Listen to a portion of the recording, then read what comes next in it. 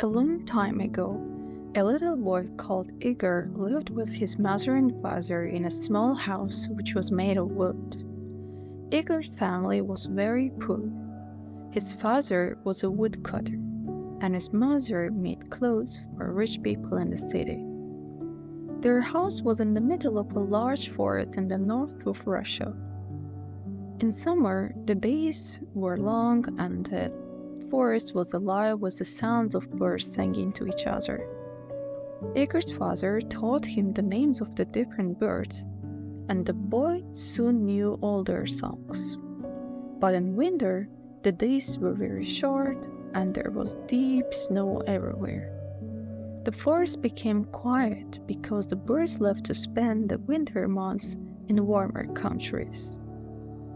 One winter, Igor became ill.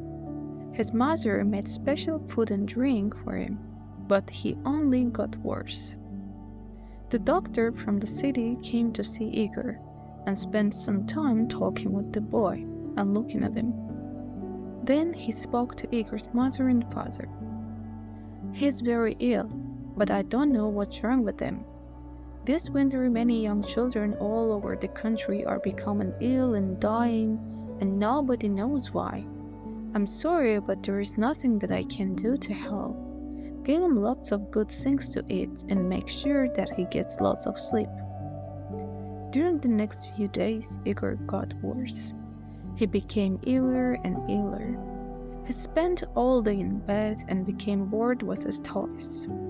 His father brought him little things from the forest to try to make him forget that he was ill, but he wasn't interested in anything. His face became white and he didn't want to eat.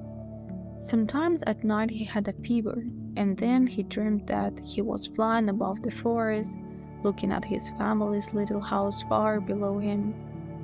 One morning, after a very bad night, Igor woke up and found his father looking at him. "Is there anything that you want?" said his father. "Yes, there is, father," said Igor. "I miss the songs of the birds. Could you catch a bird and put it in a cage for me? If you put the cage above my bed, I can listen to the bird singing and remember the sounds of the forest." "Of course, little Igor," said his father, smiling. "I'll bring you your bird tomorrow." But he knew that now it was winter. There were no birds in the forest. This was the only thing that his son wanted, and he could not give it to him. "Perhaps you could make him a bird out of wood," said Igor's mother.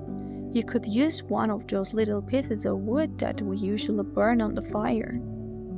It was a cold, snowy day, and the forest trees were hard to cut. But all day, while he was working, Igor's father thought about how to make his son a bird out of wood. "Of course, it'll never sing," he said to himself. "But perhaps if it's very beautiful, little Igor will like it just the same." After dinner that night, he started making the bird. The first few times that he tried were not good. The finished birds were all too fat and too heavy to fly. He put them one by one on the fire and held his head in his hands. It was now the middle of the night and outside more snow was falling. Then he suddenly said to himself, "I know! The bird needs to be just 2 pieces of wood. If I cut the wood carefully, the bird can have real feathers."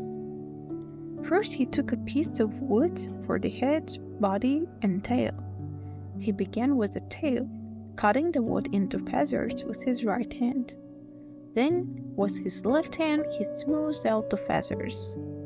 When he was happy with the tail, he took some more wood for the wings. He cut them out carefully.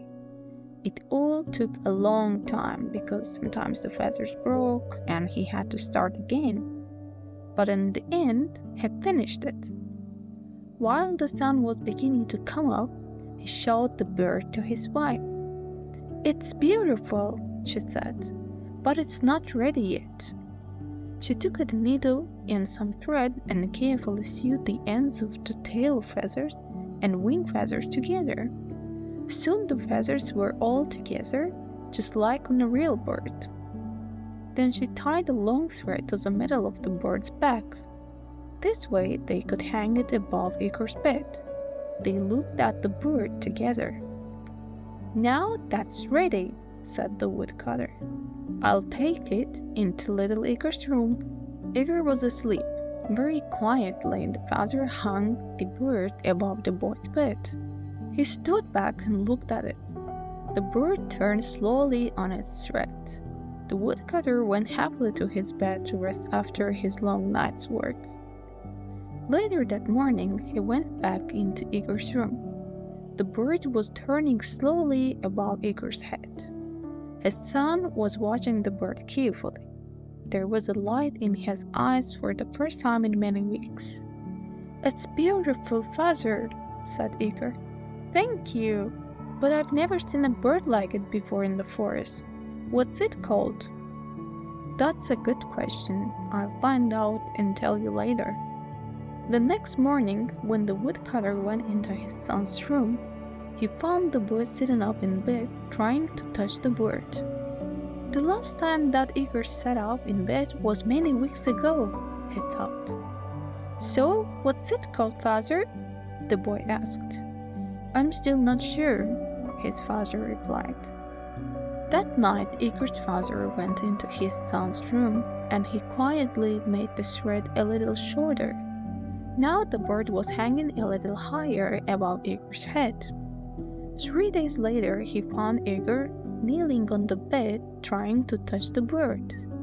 His hand was very near it. "Have you decided on the name of my bird, father?" Igor asked. "Not yet, my son. I'll tell you later," his father replied. Again the father went at night into his son's room and put the bird a little higher. 5 days later, Igor was standing on the bed and nearly touching the bird. "Father, help me. I want to make it go round," he said. "Go on trying. It's not as high as you think," replied his father. "And when will you tell me its name?"